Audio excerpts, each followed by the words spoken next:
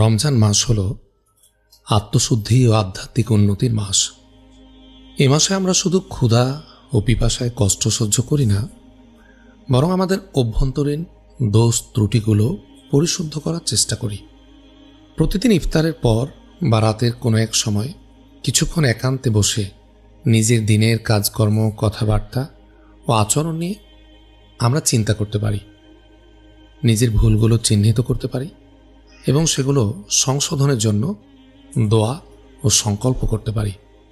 এই আত্মসমালোচনার মাধ্যমে আমরা নিজের অন্তরের অহংকার, রাগ, হিংসা, অহমিকা ইত্যাদি নেতিবাচক যতগুলো গুণাবলী থাকে সবগুলো দূর করতে পারব এবং আল্লাহর সন্তুষ্টি অর্জনের পথে খানিকটা এগিয়ে যেতে পারব ইনশাআল্লাহ।